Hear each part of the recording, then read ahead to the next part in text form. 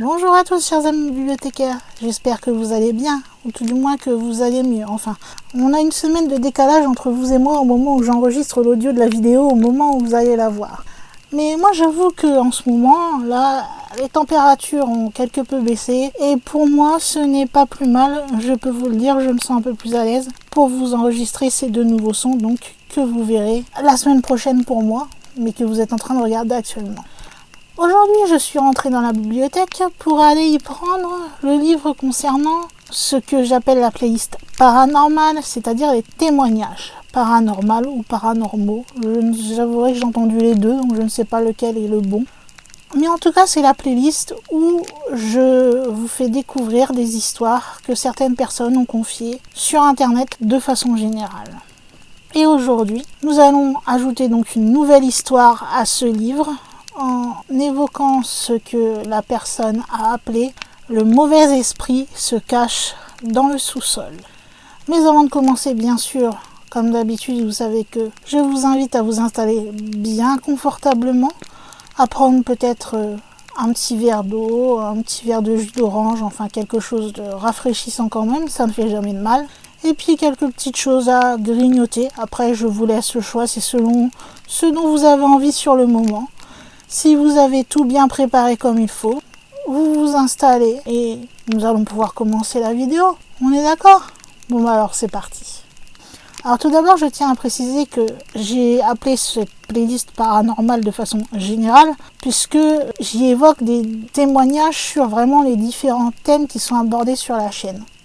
Donc ce sont des vrais témoignages, ou tout du moins des témoignages essayés par des personnes sur aussi bien des fils de discussion que sur des sites internet ou autres, qui ont décidé de partager leur expérience et donc ce qu'ils ont vécu à un moment de leur vie. Bien sûr, pour l'instant, il n'y a pas de vidéo spéciale abonnée, entre guillemets, mais sachez que si vous avez vous-même vécu quelque chose de paranormal, vous pouvez très bien me le confier en envoyant un mail à l'adresse qui se trouve dans la description de la vidéo. Après, je verrai selon si l'histoire est courte ou quoi, si j'en fais une vidéo ou si j'attends d'avoir 2-3 témoignages pour faire une vidéo. Et si vous voulez, votre récit n'a pas besoin non plus d'être signé. Vous pouvez très bien y changer les prénoms si vous voulez pas qu'on devine ou que quelqu'un devine que c'est de vous que l'on parle. Et même changer votre prénom ou que je dise que cette histoire vient d'un anonyme.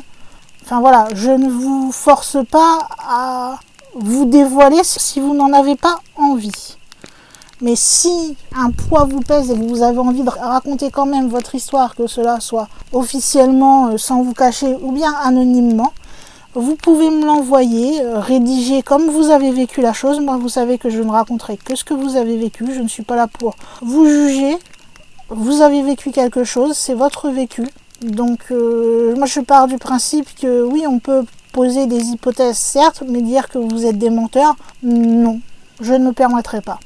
Et vous savez d'ailleurs, parce que je ne me le permets jamais dans aucune des vidéos que j'ai faites, même sur des grands cas, je me suis permis de dire que c'était des mensonges ou du fake ou autre. J'ai rapporté des avis de certains, j'ai des moments quand j'ai pensé à certaines hypothèses, je les ai apportées, mais je n'ai jamais traité personne de menteur. Sinon, je ne ferais pas cette chaîne, puisque ce serait facile de traiter tout le monde de menteur et de ne pas envisager un monde que nous ne connaissons pas, nous allons dire.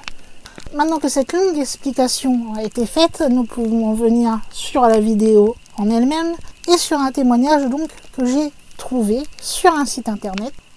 Et le titre que j'ai mis, c'est exactement le titre que la personne avait donné à son histoire. Je n'ai rien changé, comme ce que je vais vous lire, je vais juste vous lire ce qu'elle a écrit. Je ne vais pas changer son histoire.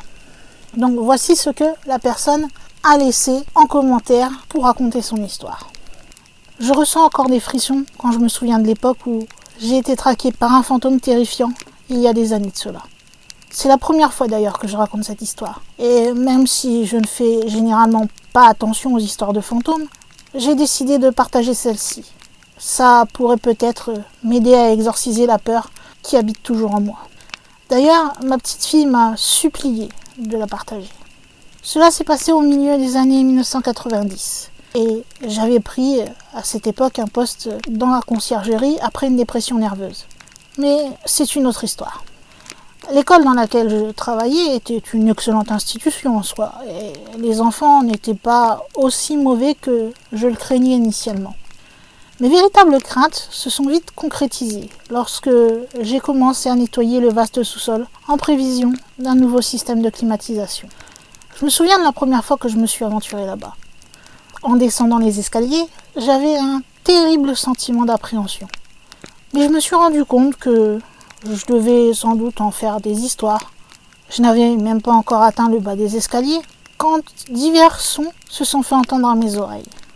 Il est facile d'expliquer certains bruits comme le bruit du vieux tuyau, ou de plancher ou autre, mais comment expliquer les gémissements que j'ai entendus ? J'ai essayé de ne pas faire attention au bruit et je me suis frayé un chemin à travers les tunnels effrayants. J'avais la chair de poule. Je sentais celle-ci croître sur ma peau comme une éruption glacée. C'est alors que j'ai entendu comme des pieds qui se traînaient derrière moi. Je me suis retournée et je me suis préparée à ce que je pensais être un élève qui est en train de me faire une blague. J'ai été choquée. Il n'y avait rien derrière moi, juste l'obscurité. À ce moment-là, j'étais comme un enfant effrayé. J'ai failli revenir en arrière. Je savais que j'avais beaucoup à faire, mais d'une certaine manière, il semblait que je n'allais pas faire grand-chose. J'ai essayé de comprendre ce que ce bruit que j'entendais aurait pu être. Tout cela en continuant de traverser le tunnel sinistre. J'écoutais le bruit des tuyaux qui dégoulinaient et j'essayais aussi d'ignorer les rafales occasionnelles de courant d'air froid. C'est alors que j'ai entendu un gémissement plus fort. Je me suis arrêtée sur place. Je n'ai même pas pris la peine de crier, de peur de recevoir une réponse désincarnée. Je suis restée là un moment, jusqu'à ce que le bruit d'une planche de bois qui tombe sur le sol me secoue. Eh bien, c'était plus un cri, mais j'étais maintenant contrariée. Et je voulais retrouver un peu de ma dignité. J'ai couru dans la pièce où je pensais avoir entendu le son. Elle était vide. Cela a juste amplifié ma colère. Alors je suis sortie de la pièce et j'ai continué à descendre dans le fameux tunnel. Je n'avais vraiment pas le temps pour d'autres distractions. Le problème, c'était que le fantôme apparemment qui me traquait avait d'autres projets. J'ai entendu une voix étrange et grinçante qui venait de nulle part. C'était comme une chanson à l'ancienne, mais j'ai essayé de l'ignorer. Lorsque je me suis approchée du premier virage, j'ai remarqué que les chants bizarres que j'entendais avant s'étaient soudainement arrêtés. Pour une raison quelconque, je ne voulais pas aller au coin que je voyais. Je savais bien que je devais continuer, car il y avait un tas de vieux bureaux qui devaient être retirés de cet endroit. J'ai alors vu une lumière pâle qui émanait de ce coin. Je n'ai pu m'empêcher de me pencher et de regarder lentement et sûrement ce que ça pouvait être. J'ai alors ressenti qu'une sueur froide se formait sur mon corps. Et quand j'ai finalement jeté un coup d'œil autour du mur, la lumière a disparu. Au début, je regardais dans un tunnel sombre. Mais une sorte d'ombre au bout de celui-ci a commencé à se déplacer vers moi. J'ai essayé de me convaincre que c'était encore peut-être, possiblement un autre élève, mais encore une fois je m'étais trompée. Je n'avais aucune lampe de poche fiable. Je ne pouvais pas bien voir et quelque part je n'étais même pas sûre de vouloir vraiment voir. Mais cette masse sombre continuait à se déplacer vers moi, comme de l'eau qui coule au ralenti à travers un tuyau. C'était vraiment bizarre, quand ça a fini par disparaître. Je pensais vraiment que j'étais en train de perdre la tête. J'ai crié puis presque ri quand les lumières ont commencé à clignoter. Elles montraient un tunnel vide, avec seulement quelques espaces sombres à la fin de celui-ci. Je me suis mise alors à marcher en toute confiance vers la réserve et j'ai déverrouillé l'immense porte coulissante. Avant d'y entrer, j'ai regardé autour de moi et j'ai essayé de m'assurer que je pouvais rentrer dans cette pièce en toute sécurité. Tout me semblait bien, donc j'y suis rentrée. Comme j'étais un homme plus âgé, je m'en voulais quelque part d'avoir aussi peur de ce qui se passait. Alors j'ai commencé à siffler pour calmer mes nerfs. Ce qui m'a fait flipper ensuite, c'est une seconde série de battements rapides que j'entendais derrière moi. Je me suis retournée, haletant, quand j'ai vu une sorte d'ombre grise qui a sauté sur moi. J'ai esquivé, crié, mais quand j'ai levé les yeux, j'étais seule. Là, j'en avais assez. J'ai décidé que je devais sortir et trouver un autre plan, comme penser à amener quelqu'un avec moi la prochaine fois que je descendrai dans le sous-sol. Alors que je courais pour retourner à l'entrée, j'aurais pu jurer avoir entendu des sifflements qui venaient de derrière moi. Mais je ne me suis pas arrêtée avant de me sortir d'ici. J'ai ensuite menti au directeur pour le fait que je n'avais pas terminé ma tâche. Je lui ai dit que les lumières s'étaient éteintes. C'était embêtant.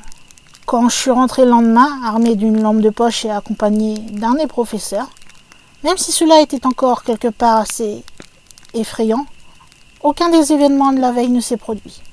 Je tenais depuis ce jour à ne jamais y retourner seule.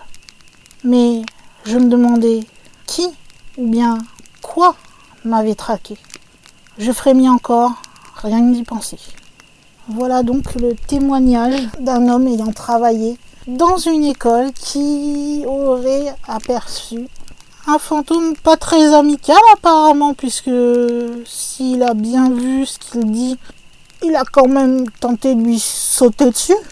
Ce qui n'est pas rien, généralement, oui, vous pouvez voir des ombres, des choses comme ça, mais ça ne veut pas dire pour autant que l'entité, le fantôme, enfin, je ne sais pas quel nom exactement vous voulez lui donner, mais qu'elle soit méchante en soi.